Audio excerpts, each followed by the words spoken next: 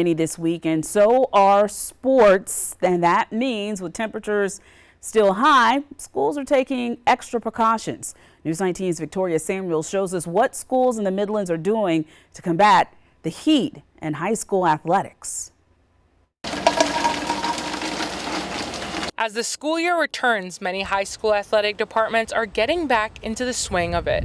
While temperatures loom with highs in the 90s, schools are finding ways to keep student athletes safe. Robert Matz is the director of athletics for Richland 1 and says that his team is fully equipped to handle the heat on the field.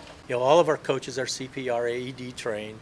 All of our coaches know how or read about and get information regarding heat illness and concussion and all the different protocols that are followed for that.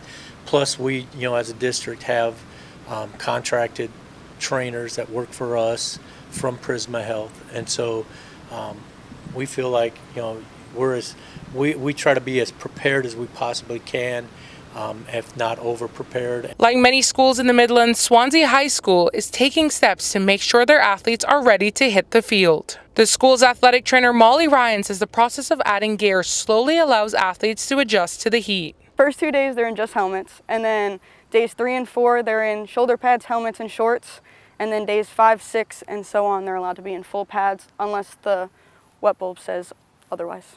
Since 2018, the South Carolina High School League has required all high schools to use a wet bulb thermometer to determine the conditions on what kind of athletic practice will take place. It gives you a temperature, and it's more of a real feel like than the feel like on the weather apps and stuff like that, because it takes into account wind speed, cloud coverage, humidity, the temperature, the radiation off the ground.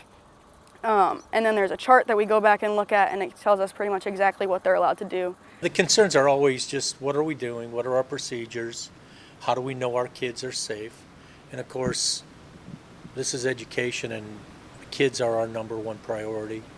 In the Midlands, Victoria Samuels, News 19 WLTX. Both Richland 1 and Lexington 4 are encouraging student athletes to continue to hydrate throughout the day before and after practices.